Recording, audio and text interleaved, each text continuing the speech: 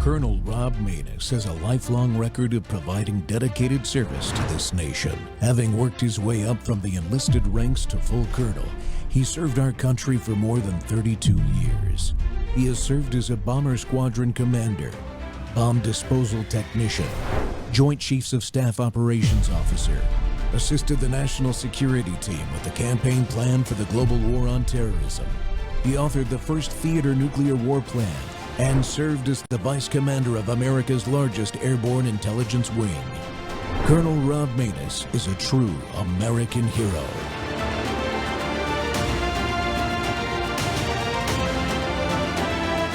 This is Rob Maness Live. Daughters of the American Revolution started in 1890 in response to Sons of the American Revolution, which had started the year prior. These are biological hereditary groups where if you can prove that you are linked to an actual soldier who fought in the Revolutionary War, you are eligible for membership.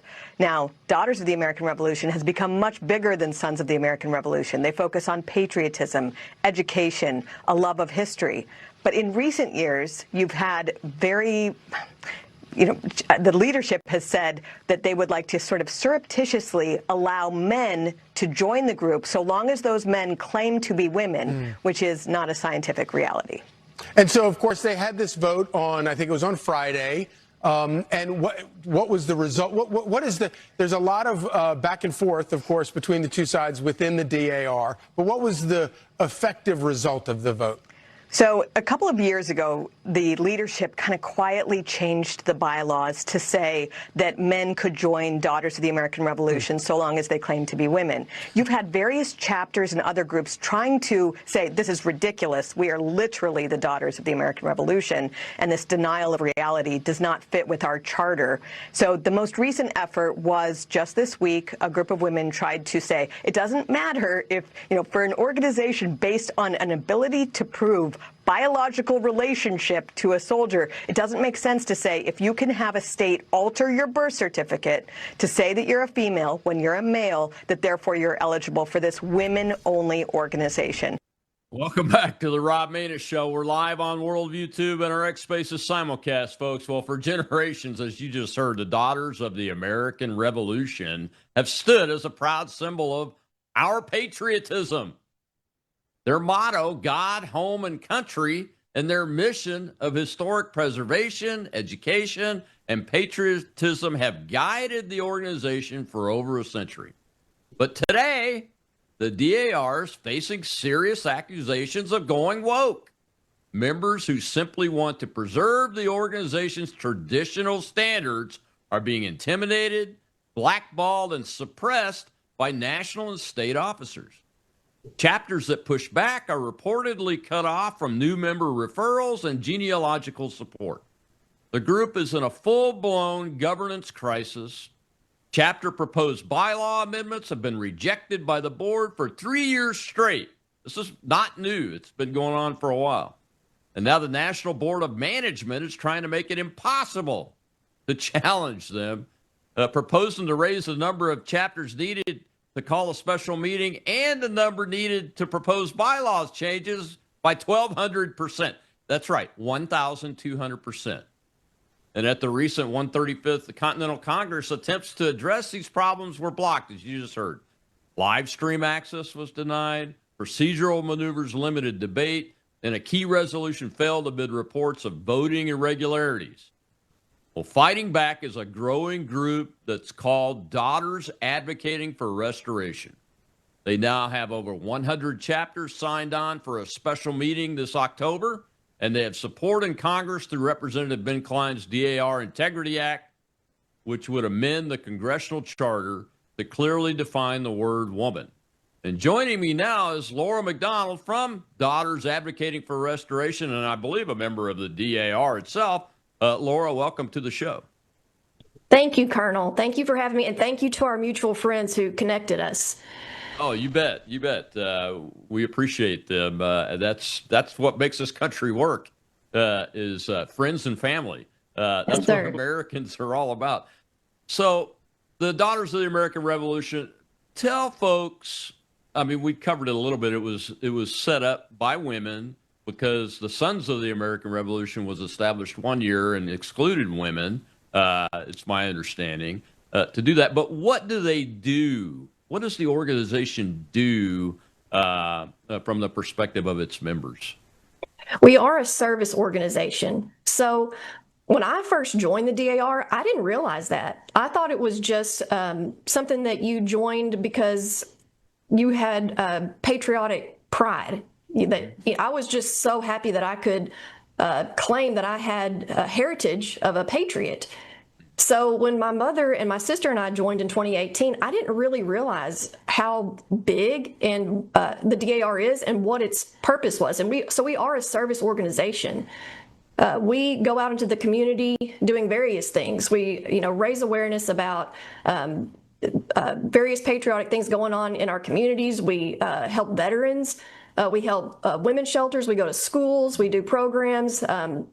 Graveside cleanings, Reads Across America, all of those things are what the DAR does. I'm probably leaving off a lot of things, but those are the things that I have participated in. One of the things that I mentioned in the monologue was genealogical support being cut off. What is genealogical support? So in order to be a member of the DAR, you have to prove your own biological line to a patriot. So the bylaws say that any woman 18 years of age or older who can prove lineal descent of a patriot is eligible for membership. So in order to prove your heritage, your lineal descent, you have to have documents that go back. And now, that DNA is becoming more prevalent. I know the DAR does accept DNA results, but the genealogical research, and I'm not a registrar. I didn't do my own. My mother did ours, but I know that it is it's grueling. It's tedious, and these women who want to become members of the DAR, they need help. And like our local chapter has a registrar, and she's fantastic. She does a lot of the work, but there are some chapters that still need help. Like, say, for example, there's a patriot that's not been actually proven to have been a patriot. You need, what they call genies and registrars that are at the higher levels who have a lot more experience than, say, somebody at the local level to help prove that, or to prove that an applicant does have a link to one of these patriots. So is there like a repository of the documents somewhere? Oh, yes. That folks use? Oh, yes. And the genealogy side of this, I am woefully ignorant on, so you'll have to forgive me, but I do know that the DAR does keep just copious amounts of genealogical records. They have a library, and people clamor to get in there to be able to find information, to be able to link themselves to a patriot. So like right now, I'm only linked to one patriot, but there are women who have patriot pins that are, down to their feet. They're so long, and those are the pins that I'm personally interested in, to be able to link to many patriots. So, but the answer to your question is yes, they have just an enormous repository of genealogical records. And where is the library located at? Washington, D.C. Oh, it is I was wondering if it was in Washington, D.C. I assume in the headquarters of the DAR? Yes, sir. And does the organization pay rent for their headquarters? No, sir. We own it. We own that building. Oh, really? Inside Washington, D.C.? Yes, sir. And as a matter of fact, we used to be able to claim that we were the only women's organization to hold as much property as we do. And they still make that claim, but it's a little bit, since we now have men who are members of the DAR, we can't really truthfully make that claim anymore. But yes, we do own those properties. And we were, you'll have to forgive me too, because there's a lot of nuance in it, but I do know we have a congressional charter. And I think that charter is what gave us the ability to purchase the property there in Washington, D.C. back in the early 1900s. Yeah. Most like veterans organizations, they have the official ones have a congressional charter too. So tell us how this issue started. I mean, I use the generic term woke, and you just mentioned men are now being allowed to become members. And it's my understanding that men pretending to be women are allowed to become members of the DAR now. Is that accurate? Yes, sir. It is accurate. And how did that come about? Well, I can tell you how I came about the knowledge and then the progression. So in 2023, there was a bylaw amendment that was adopted that added additional anti-discrimination language to our bylaws. So there was already a clause that said that you cannot discriminate against an eligible applicant. But in 2023, there was a proposed amendment that was adopted that added additional language that says you can't discriminate based on race, religion, sexual orientation, age, disability, or any other characteristic protected by applicable law. That last phrase is key. So at that point in time, and still to this day, they talk out of both sides of their mouth. And I want to be careful, too, to make sure I don't mean to be disparaging of our leaders or the DAR. We love the DAR. I'm just being truthful about what we're up against here. It's a very confusing scenario. So on the one hand, they've told us that bylaw amendment had absolutely nothing to do with gender identity, right? Mm-hmm. Okay, so let's just pause right there. So in 2023, I asked my mother, I just had an epiphany one day because I was going to give a presentation to our local Rotary Club about Wreaths Across America.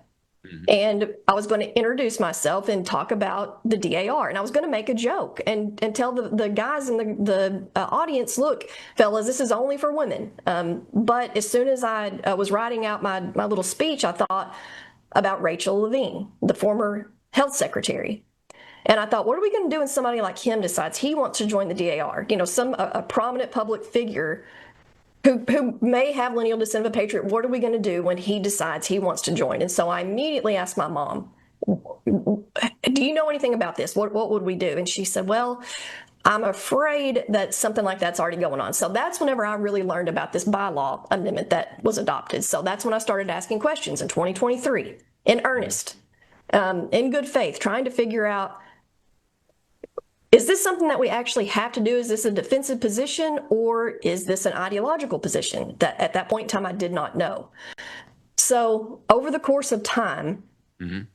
I've learned that it is indeed an ideological position. And I say that because we uncovered an internal document that was not meant for my eyes or any other rank and file member, but it was for state and national officers. It's an FAQ by the then President General that she put out. And it essentially says that, yes, quote, trans women are eligible for membership. Right? That was the first. And then the next question is, well, if trans women are eligible for membership, then are men eligible for membership? Like somebody like you that doesn't identify as a woman. And the answer was no. And then it goes on to say that a trans woman is not a man. A trans woman lives and identifies as a woman. So whenever I saw that document, I knew that was something that the DAR had put out as like kind of an unofficial official statement, meaning this is how we want you to respond to members when they ask these questions. I knew there was somebody or some bodies, I don't know how many, that have taken an ideological position on this. So to answer your question, when did it start? I know that the first openly trans, or the first man who openly claims to be trans became a member in 2022. But we've recently found out that it happened as early as 2012. And at this last meeting, Continental Congress, a former President General, who's now an honorary President General, somebody that we have all looked up to and admired very much and respected, took the stage, the microphone, and said that during her administration, she personally reviewed the applicant of what she called a trans daughter. So in my mind, a trans daughter, that's a man. That's somebody she knows as a man because she's referring to him as a trans daughter. That's right. And that she had this application and this birth certificate from this individual that said it was a female, but she knows he's a man, right? But this birth certificate says female. Okay. So she went to the genealogical department and said, what do we do about this? And they told her, oh, it's a state certified birth certificate. It's legit.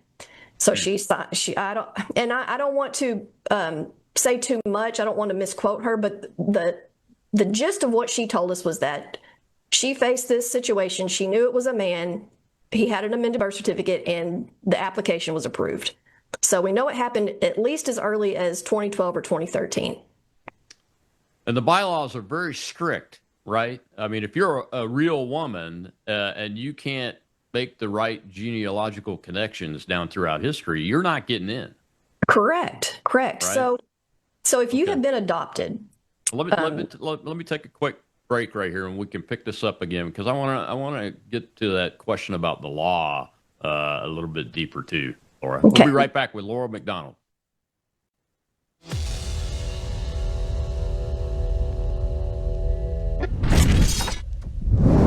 At a certain age, you stop chasing younger. You start protecting what helps you feel steady, strong, and well. Your body's collagen matters. It supports the structure of your skin, joints, and connective tissue. But as the years go by, your body needs more support from the inside. That's where Bella Grace Elixir comes in. Bella Grace Elixir combines Verisol collagen, the world's most clinically proven collagen, with asteryl astaxanthin and cat's claw in a proprietary blend designed to help support the processes that reconstruct collagen, while also offering antioxidant and anti-inflammatory effects. And this isn't just for women. It's for men and women who want to age with more confidence, more care, and a daily wellness routine that supports the body from within. One simple elixir, thoughtfully formulated for whole body wellness. Take care of the body that has carried you this far. Order Bella Grace Elixir today at melissahousebg.com.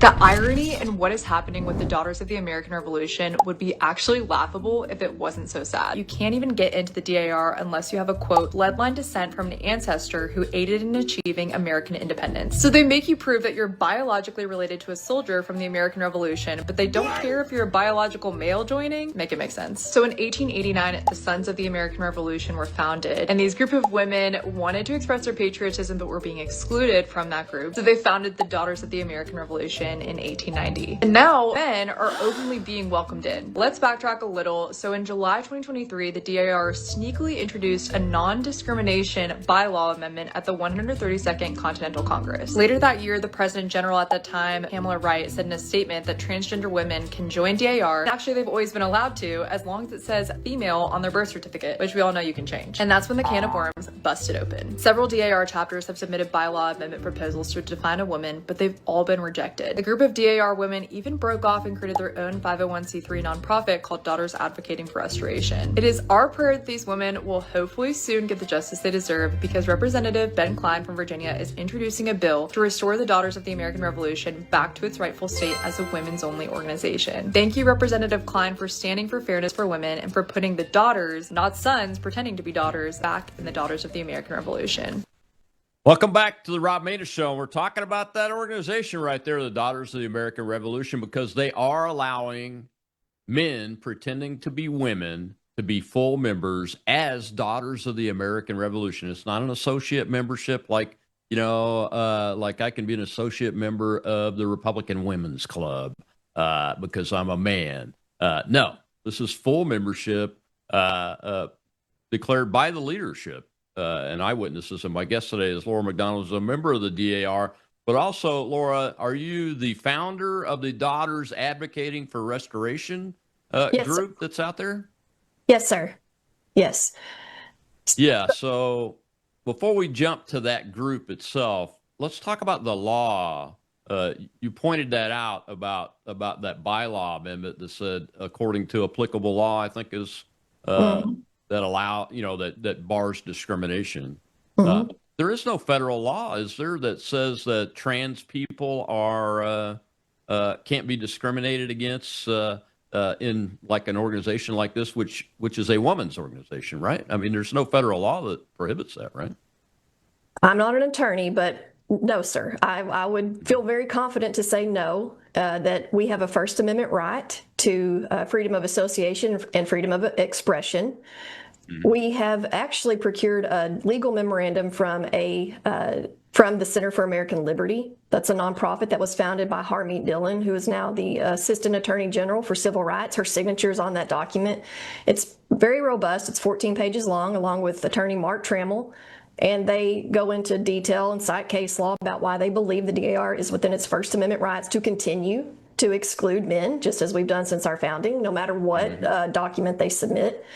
But the kicker is that in Washington, D.C., there is something called the District of Columbia Human Rights Act of 1977, and it's got all of these protected characteristics. One of them is transgender. One of them is also sex. So under that act, it says that in places of public accommodation, housing, education, and employment, you cannot discriminate against people with these protected characteristics. So we understand that in DAR's capacity as, a place of public accommodation, our library, our hall, and its capacity as an employer, that of course it is subject to that act. It cannot discriminate, and probably shouldn't. It should not discriminate. It should be merit-based when you're hiring and firing. But what they're now saying is that the DAR, so at the meeting last month, during debate, they presented a one-sided legal opinion from an attorney named Samuel R. Bagenstos out of Michigan, and your audience should go look him up. He makes the claim that the DAR is subject to the provisions of that Human Rights Act of the District of Columbia because they have a place of public accommodation and because they are an employer. But he does not address the private membership aspect of the DAR, and he doesn't differentiate between how you can pick and choose which characteristic applies. So, for example, like I said before, sex is also a protected characteristic. So according to that logic, if you keep tracking that logic, if you can't discriminate against somebody that identifies as transgender, which, by the way, how do you confirm that? How does the DAR even know if somebody identifies as transgender? Whenever they go on, is their birth certificate that's submitted? That's a question I have. But then you cannot discriminate against you, Colonel. The DAR can't say that you can't be a member, otherwise they're in violation of that same act. So, and that gets back to what we've been saying about what happened in 2023. They have told us for years that we're spreading misinformation about that bylaw amendment, that it had nothing to do with gender identity. So that phrase, any characteristic protected by applicable law. Well, now I want to say, so now you're saying the District of Columbia Human Rights Act of 1977, that transgenders are a protected class under that. So if the 2023 amendment had nothing to do with transgenders, why didn't it? Right. Exactly. That's one of my questions, is so this is a DC law, right? The interesting thing is that the Constitution gives Congress the authority in the District of Columbia, and they only allow home rule, which has resulted in these laws by act of Congress. That's being debated whether that should stand right now, too. And it's just very interesting that they're trying to apply it outside of employment. And quite honestly, I'm a hardcore anti-men pretending to be women person. But, I don't believe in discriminating for job applications, and unless there's something about the position that would preclude that that type of situation. That's the issue. One of the issues that I'm concerned about is that law being misapplied here. By the leadership. So tell me about your organization, Daughters Advocating for Restoration, and what type of activities is it involved in? It's not an assumption that you all were created to push back on this. Is that correct? Yes, sir. It was created out of necessity. So, like I said earlier, in 2023, when I first found out about this and was earnestly trying to find out why this was happening, is this an ideological position or is this Because what we've been told is that on the advice of legal counsel, we have to do this. So back in 2023, I said, well, I'd like to see that counsel. I'd like to see who it was, who was the attorney or the law firm that provided it, and what was their counsel. I'm not an attorney by any means. I did take a constitutional law class in college, so I have somewhat of an understanding of how these things work. I can read and I can, understand that kind of stuff. So I wanted to at least see that, and it was either ignored, completely ignored, or responded to with wordy emails that made reference to things that don't apply to us, like Title II of the Civil Rights Act of 1964 and Title VII. It goes back to what we said before about places of public accommodation, employer-employee relationship things. The answer is Daughters Advocating for Restoration was, first of all, formed as just a Facebook group, as a way to communicate with each other, because we were completely shut down from talking to each other on the DAR social media sanctioned platforms. So each state has a private page that if you're a member that you can join and you can collaborate with other members. And I won't get too much into all that because there's a lot of drama involved in it. But the long and short of it is that members were silenced, shut down, told that we could not communicate with each other. We can't bring it up at our chapter. We can't use our member directories to contact each other. And there's also what's called a circularization policy that says that you can't, spread a rumor and you can't disturb the harmony of the DAR, which is a good policy when applied correctly. You don't want troublemakers out there, but when you're talking about legitimate DAR business and things that are happening that are not a rumor, things that are true, you shouldn't be silenced. That shouldn't be used as a cudgel to silence members, and it was. So the Facebook page was created, and I was just trying to figure out a way to make it relatable to the DAR, so the Daughters Advocating for Restoration's got the same initialism as DAR. So as the years progressed, and we were getting nowhere with our bylaw amendment proposals because the board they've been gatekeepers. They've been keeping us from amending our bylaws. We realized that we needed the help of a professional parliamentarian, and so we started raising money in late 2025. Okay. And we raised a significant sum in a relatively short amount of time. And as the months went on, I realized I was going to be getting a 1099 for that. And so it wasn't even something that I guess the best way I can say it is that God has opened doors and taken a seed of something that was created out of necessity, and now it's turned into something much bigger. So since Congress and Ms. Hemingway talking about our issue, we have raised a significant sum of money. I feel that is significant.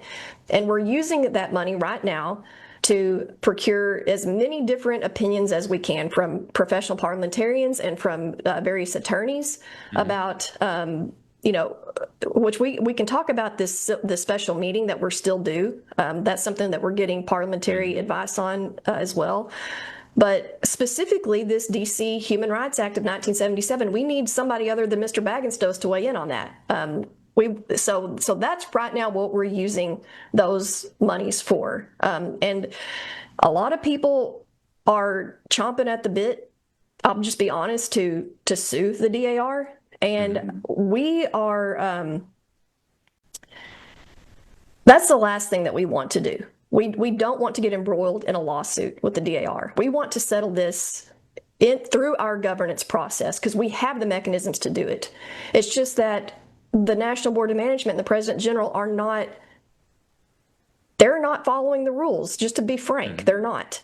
And so we're trying to figure out what recourse do we have to actually compel them to abide by our bylaws, to fulfill their duty, to call a special meeting.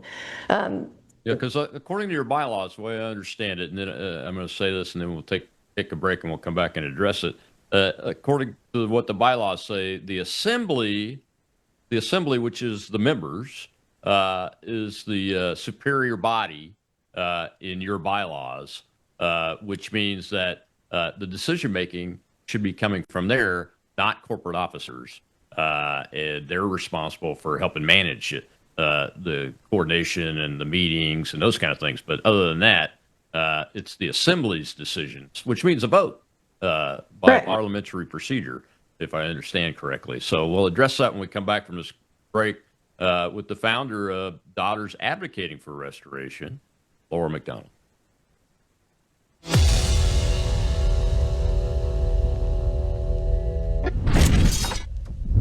Take a look at the water you just poured. It looks clean, it tastes fine, but what's really in it? Lead, fluoride, arsenic, chlorine, pesticides, PFAS forever chemicals, pharmaceutical residues, and bacteria. Every single day, these toxins flow straight from your tap into your glass, into your family. It's time for Sentry H2O from Worldview Water. Sentry H2O is the ultimate water treatment technology, designed to remove harmful toxins, balance your water's pH, and enrich it with essential minerals like calcium and magnesium, the way nature intended.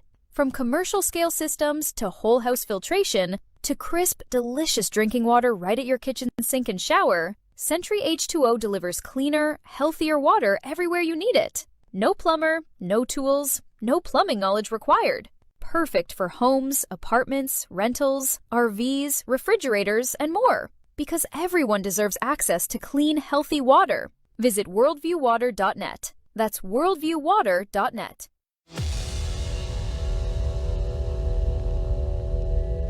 So, some of you guys know, I'm a member of the Daughters of the American Revolution. I have 4 to 7 ancestors that I've been able to trace so far. They're going to be 6th or 7th great-grandfathers of mine who served in the Revolutionary War, and specifically on the American side. We don't talk about the Tory ones. So I just want to talk about one today. My ancestor, Stephen Harding, he's my 6th great-grandfather. He served in the Monongalia militia during the Revolutionary War on the Virginia frontier. He and his wife Elizabeth raised 15 children through the Revolution, through the wilderness, through everything. They survived. They built something. They moved through the Cumberland Gap into Kentucky when it was still raw frontier, and they kept going. Just kept going. And the DAR was built to honor women like Elizabeth and her husband Stephen and the sacrifices that they made for us to be where we are today. Women who held the line while their husbands fought. Women who raised the next generation of Americans in conditions that most of us cannot even imagine. I am one of Elizabeth's daughters, literally, and I am telling you that what happened at the 135th Continental Congress this week is a betrayal, just pure 100% betrayal of every woman whose blood runs through this organization. My ancestors didn't survive the frontier so that her legacy could be handed to someone who was born male. I am a daughter of the American Revolution, and I'm not going anywhere. They're not going anywhere, the Daughters of the American Revolution. And Laura McDonald is my guest today, and she's leading the effort to try to restore the DAR so that men pretending to be women are not allowed to be full members of this organization. And Laura, I chose the 2 clips of the young ladies intentionally because I think, I suspect that there may be a few people out there that go, the DAR, they're just a bunch of old ladies, on canes and wheelchairs and that kind of thing. It's not really that important. That's not true. It's not true. It's not true. It's not true. My wife's a descendant of an American Revolutionary War soldier, and she hasn't joined yet because she's working on her genealogy stuff. But she's adamant and was very excited to hear that I was going to do this show today because this has got to be fixed. I mean, we have to stop disrespecting the women of America, and that's as a male, that's what I see. Here is just another action that disrespects the women of America and everything that they've accomplished throughout the centuries and everything that they stand for. That's right. And I'm smiling so big because that's a fellow Texas daughter, Bree. But she and I don't know each other personally, but we've become acquainted over the last few weeks. And she's just, she's awesome. She's strong. Yeah. She is. So how is it? How is the governance of the Daughters of the American Revolution? Just walk us through real quick. How is it supposed to work? I mentioned the assembly being the superior body. How is it supposed to work? And then contrast that with how you're seeing the leadership trying to make it work. So in Robert's Rules of Order, it says that the assembly, the membership who make up any organization, they are the superior body. They're the ones who make decisions about what the organization is going to do. And then the executive officers and a board of directors or board of management in this case are there to carry out the will of the assembly. They are forgive me, I think the term is the subordinate body. So you got the superior and the subordinate. That's the spirit of it. They are there to carry out the will of the assembly. So our bylaws are, and I know we've tried to amend our bylaws over the last 3 years to define a woman. And the truth of the matter is we really shouldn't have to do that. Our bylaws are okay the way that they read. The word woman has a clear definition. It's how they're being interpreted.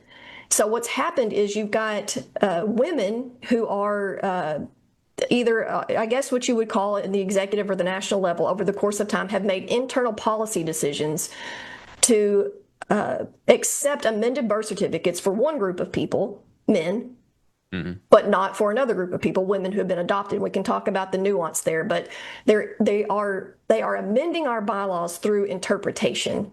So instead of going through the process of actually proposing an amendment to our bylaws that says, hey, we want to allow for these individuals to be members, they're just as the word Ms. Hemingway used was surreptitiously getting it in there by just recognizing men to be women who have an amended birth certificate. And they act like there is absolutely no way that the DAR could ever question a document that somebody submits, which is laughable, to be honest, because that's what we do as a genealogical society. You can ask women who have applied and been rejected over the smallest thing. And the perfect example is a woman who has been adopted. And if you have a woman that's been adopted by parents who have lineal descent of a patriot, she has a state certified legal birth certificate saying who her parents are. So I'll use myself for an example because I don't have children. If I was to adopt a baby girl, her birth certificate, original, would be sealed away by the court, and the state would issue her a brand new legal document that says, I'm her mother. Well, the DAR says that little baby girl, you cannot apply to the DAR, even though your mother, Laura, she has lineal descent of a patriot, and your birth certificate says that she's your mother, you cannot use that document to become a member. You have to go petition the court to get your original birth certificate. And if you can't do that, then you got to go find your biological parents or a sibling, and you got to take a DNA test or a blood test to be able to link up your own lineal descent. So it's very rigorous, strict genealogical guidelines, which I have no problem with. If that's the standard, that's fine. But when it comes to these individuals who are men who have their birth certificate amended, all of a sudden, who are we to question that document is what they say. So if that doesn't tell you that this is an ideological stance that they're taking, I don't know what else does. Yeah, but so go ahead. Let me ask you this. If these men that are pretending to be women have the changed birth certificate, they still have to prove their genealogical lineage to a patriot, right? They do, and that's what the people who are. So you got a few different camps of people. You got people who are activists who think trans women are women. And by the way, our President General and several state national officers are part of a Facebook group called Daughters for Inclusivity that makes the claim trans women are women. And we're not supposed to be political, and yet they're out there making political statements that trans women are women. But so you've got that camp. And then you've got some who are more apathetic and maybe they haven't really thought too hard about it. And what they come back and say is, well, yeah, but they can still prove their descent of a patriot. So that's all that matters. And what we're saying is that's not all that matters. There are two criteria. There are two biological criteria for you to be a daughter, a woman of lineal descent. So why do you throw one out all of a sudden? Why does all of a sudden daughter mean nothing? Why does woman mean nothing all of a sudden? Yeah, because I could be a member under those rules. You could. You should apply. What happens? Yeah. I mean, as with all of this stuff, it's just you have to make yourself a little bit crazy to be in the camp of the Daughters for Inclusivity, ladies. I mean, that's just, it's nuts to allow men pretending to be women or boys pretending to be girls into my daughter's locker room. It's just nuts. And it's nuts to force me, a male in American society, to by law, to try to force me to use pronouns of a man pretending to be a woman as a she. And that's an actual law in some states. I think they've passed it. Wouldn't surprise me if the D.C. folks hadn't passed it. The pronoun law, So tell folks what happened in the 135th in detail as the way members were treated, Laura. I think this is a very important part of the story. So our bylaws say that upon the request of 30 chapters in 10 states, the President General shall call a special meeting, which by nature is at a time different than any regular meeting. We've met that requirement 3 times over. Instead of giving us our special meeting as pursuant to our bylaws, they added our vote on a resolution to this year's Congress. So we were faced with a dilemma. We never conceded that fulfilled our request for a special meeting, but we knew that if we didn't show up at Congress that would be voted on, we wouldn't be there to vote. So we had to show up. So at that meeting, there were standing rules put in place that said that we could not, they would not live stream the meeting, which, by the way, it's in our handbook that all business sessions will be live streamed. But all of a sudden this year, no, they're not going to be live streamed. We made a motion to try to amend those standing rules to allow for that. It was not adopted. There was also standing rules that said you could not reference, read, quote, or even rely upon any other legal opinion other than the one the DAR gave us, which was the one from Mr. Bagenstos. So we were severely hampered in our ability to counteract that. So when you have members that get an official-looking document from the board saying, here, this is what you need to use to make your decision, that the DAR is going to go bankrupt if we do this, we'll lose our tax exempt status, our properties will be taken from us, like everything will go to hell in a handbasket if you vote for this, is essentially what happened there. We were severely hampered from being able to give a counter. We did our best.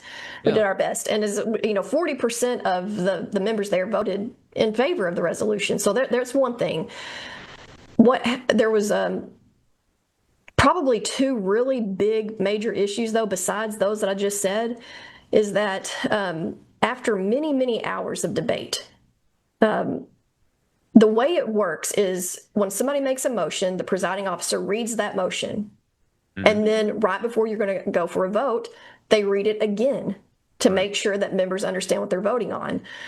And I want to say that the lady they brought in to preside, she was not a member of the DAR. She was not the national parliamentarian. She was a professional parliamentarian and an attorney. And she did a fantastic job for the most part, with one caveat, which is pretty big.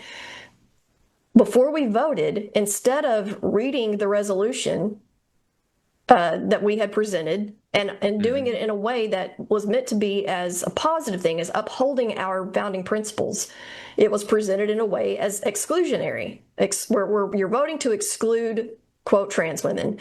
A point of order was made saying that's not the way it should be framed. It was not well taken, and the resolution was not read prior to the vote. The ballot that members got simply said, when the presiding officer tells you, vote yes or no. So a lot of women, after the fact, I've learned, they thought a no vote meant no to allowing men to be members. Yeah. Versus we want to adopt this resolution that says men cannot be members. So there's that. The other thing is we had secured a paper ballot vote. That was huge because members told us if we can vote our conscience, or if we can vote in a paper ballot, we can vote our conscience. And we had been assured that the DAR was prepared to administer a paper ballot vote. So what happened is they went around and they gave out their ballots to all the ladies there, and I cast my ballot, my vote, put it in the box. And one of the key things is that we had said we wanted to appoint observers to be able to watch the count, and we hadn't done that yet. So I'll try to make this snappy. I went up to the front after I voted to speak to the presiding officer, and was waiting on her to come back when I was told I needed to take a seat in a different section from where I was before. And I did. The security officer, who was awesome, Mr. Larry, if you're listening, we love you. He asked me to come take a seat, and I did. Well, as I'm sitting there, here come more tellers for that section, passing out more ballots, and they offer me another ballot. And I told them I've already voted. And so then I started thinking, well, what are you going to do? What do you do about that? If people actually get up and move, what do you do? And so the next thing I know, they're coming on the stage saying we got to start all over, that they had reports of cheating. And again, I didn't see anybody cheat, but there was that. So then it was an hours long process of starting all the vote completely over. So what happened is you had women cast their vote in the first round and left. They left the premises, and so they didn't know there was a revote. So there's that. And members were also told they could not leave the hall without forfeiting the right to vote. So you had women in there for hours without using the restroom. And what I've been told, and I'm careful to say this is hearsay, I didn't witness this myself, but I believe there were bathrooms available for executive officers to freely use to come and go, not forfeiting their right to vote, but not rank and file members. That's what I've been told. And I've also recently learned that that's not even necessarily a rule, that you can leave and come back during a business session. But if you leave during a vote, yeah, you forfeit your right to vote, but that doesn't mean you can't come and go. Yeah, exactly. Well, we've got to take one more break. When we come back, I want to continue this discussion and get into what the way ahead ought to be versus what we're seeing here with Laura McDonald of the DAR.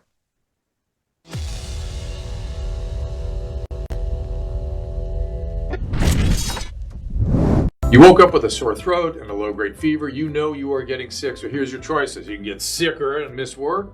Try to see a doctor this week, or sit hours in a crowded waiting room at urgent care. I have a smarter option for you. Open your medical emergency kit. Match your symptoms to doctor-recommended prescription in your booklet and take the right meds now and get well faster. This is not a first aid kit. It's like having an urgent care in your home. It includes doctor-prescribed medications to treat over 39 medical issues like respiratory infections, strep throat, pneumonia, UTIs, and more. No waiting to see the doctor and no standing in line at the pharmacy. It's right here. Every home should have at least one medical emergency kit, and here's how to order. Go to worldviewhealthcare.com. Your kit to treat dozens of common and serious illnesses is rushed to your door. worldviewhealthcare.com. That's worldviewhealthcare.com. The emergency kit available at worldviewhealthcare.com. Make sure you don't have to go to urgent care. I got pneumonia. I didn't have to go. I took this last year. Stayed at home. Went to bed.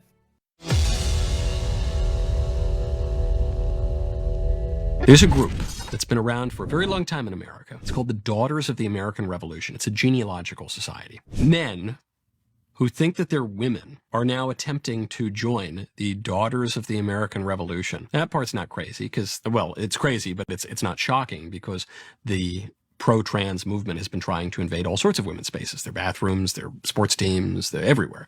But this one's crazy because the Daughters of the American Revolution, at least at the leadership level, is accepting it and encouraging it. I think this is the really exemplary case of the transgender agenda. It's certainly up there. This is a group devoted to history and tradition and preserving the norms of our society. That is, of course, why it is being targeted. If the Daughters of the American Revolution starts to admit men, the Daughters of the American Revolution has been abolished. The definition of the Daughters of the American Revolution is that it is a group in which men are not welcome. It's for daughters, and daughters and sons are different.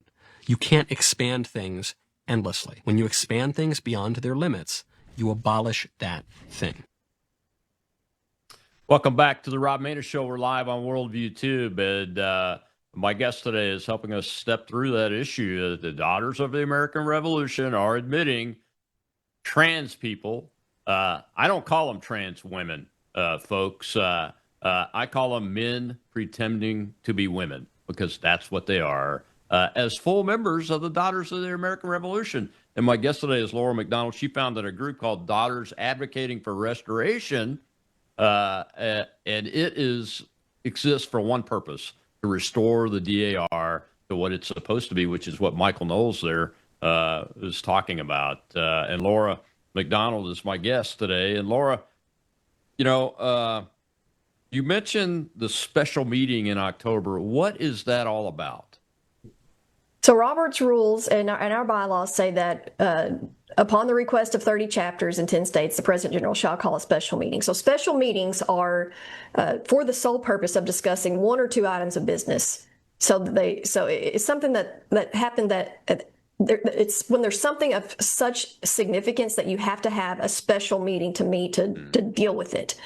So the point is that it's not commingled with anything that's happening at the regular meeting, so that people aren't, like what happened at Congress, distracted by Congress activities. So we have requested a special meeting for October the 11th, 2026, on the birthday of our founding, which, by the way, October 11th, Columbus Day, was chosen specifically as the date of our founding of the DAR because it was Columbus Day. And now the DAR barely even recognizes Columbus Day, for whatever that's worth.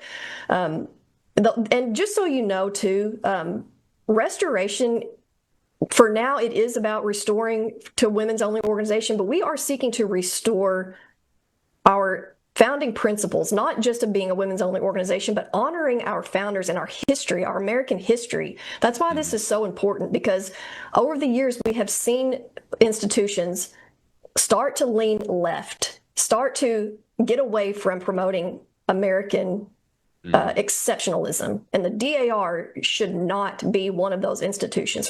Just want to say that for whatever that's worth. So we requested a meeting for that day for this purpose.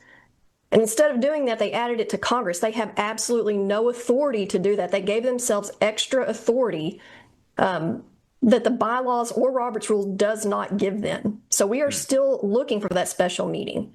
So that's we don't know if the President General is going to fulfill her duty. We've asked her, we've sent her many emails that she is ignoring. She is not responding to emails that we send her, registered letters, asking her when is she going to call that meeting. 114 chapters and 34 states have asked for that. Wow, 34 states. Yes, sir. That's pretty close to what you need for a constitutional amendment to the Constitution of the United States. That's pretty close.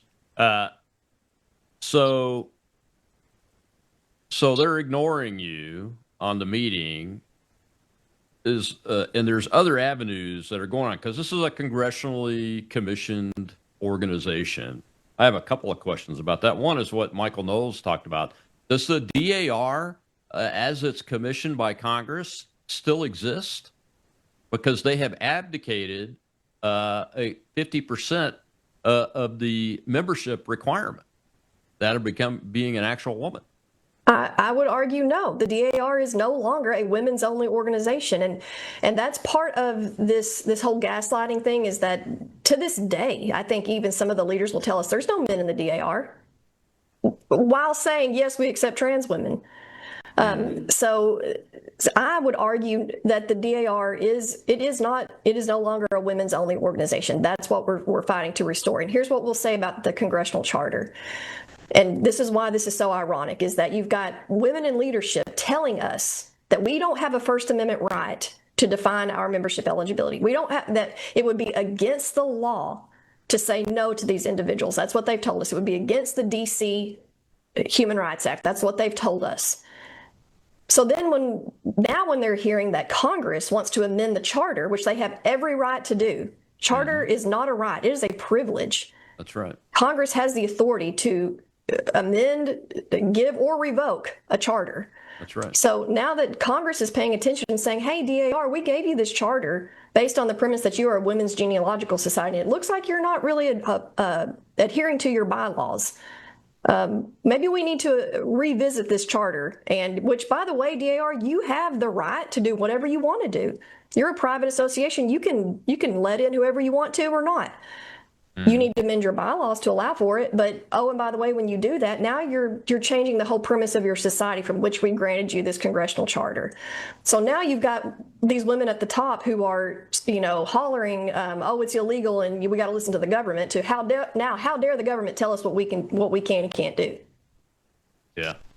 Yeah, absolutely. So there is a piece of legislation, Congressman Ben Cline from Virginia, H.R. 9701. What's that about? Well, Representative Cline, like you said, from Virginia, we found out, I want to say a week or two ago, and I wish that we could claim credit as Daughters Advocating for Restoration. The first time I spoke to Congressman Cline's office was last week to thank him for the bill. Now, we think we had an indirect impact on that, but we first learned about it from just through the grapevine, to be honest, a couple of weeks ago.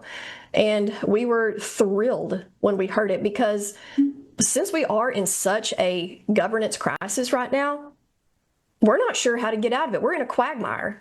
But if Congress would step in and say, DAR, if you want to keep your charter, you have to adhere to your bylaws as they're written, that would probably solve the problem for the foreseeable future. Because the bylaws say that you have to be a woman. Correct. With confirmed lineal heritage, right? Yes, sir. Yes, sir. Is that what the bill does? It does. I can't quote it verbatim, but essentially says that in order to be eligible for membership in DAR, you have to be a woman that has either the ability or would have had the ability, except for medical issues, to be able to have children, essentially something along those lines. It's not so restrictive, to where it would, exclude women that have, maybe can't have children, or, maybe have don't have two X chromosomes. But if you have a Y, you're a guy. That's essentially what I think it's trying to home in on. That's the way God created it. So if you have a Y, you're a guy. That's right. And is that going to be voted on? Do you know? What are they saying about it? I think we're up to over 20 co-sponsors on that bill right now. I don't know. But we do need members of the DAR and non-members to write your congressman, to ask them to co-sponsor the bill. Let them know that you support this. And it's important that institutions like the DAR maintain their integrity, that words have meanings. Otherwise, what are we doing here? We're daughters in name only? And what does that mean? In the long term, it's a deterioration of our cultural norms, and of course, most importantly, it is it's getting away from God's order and natural law. Absolutely right. It is across every American institution, and I, for one, have been calling for women, American women, to organize and act to stop this desecration of women's spaces, this disrespect of women's rights, because it's not just an opinion, Laura. This is becoming law more and more and more, like this D.C. law that this lawyer is trying to quote, saying that you have to be, you have to follow it. And by the way, 501c is a federal charity, nonprofit designation, not state or local. So I'd be interested to see them try to take a nonprofit status from a federal, a congressionally chartered organization. There's no local law involved in that, from what I understand. And I'm not a lawyer either, but I'm smart enough to read and have a little bit of common sense, and that's what we need. I got about 30 seconds left. Tell folks where they can donate to you guys and how you can help, because the DAR has 3,000 plus chapters in this country, and every one of them ought to be raising the roof to their congressman. That's right. That's right. Well, we have a website, daughtersadvocatingrestoration.org. If you Google us, you'll find us. We have a Facebook group that's growing by the hundreds every day. We have a Give, Send, Go account that you can you can find through our Facebook page and our website. And again, monies raised right now are going to educate members about their rights under parliamentary procedure and trying to gather as many legal opinions as we can to so that members understand our rights as a private member association. Absolutely. Well, Laura McDonald, folks, founder of the Daughters Advocating for Restoration and a member of the Daughters of the American Revolution herself. Go support them and support this effort. We've got to clean our institutions out. This is Marxism, and it's a disrespect of the law that women have fought so hard to get put in place in this country, and it's disrespecting their actual freedom, everything they've ever fought for and sacrificed for, and everything we've ever sacrificed for is in this effort. Go fight for it. I'm Rob Maness. I will see you tomorrow on Whistleblower Wednesday. We'll have Brian Trasher of the United Cajun Navy, who helped in the search and recovery of Nolan Wells, the young man that died off of Horn Island here on July 4th on the Gulf of America coast in Mississippi. I'll see you then.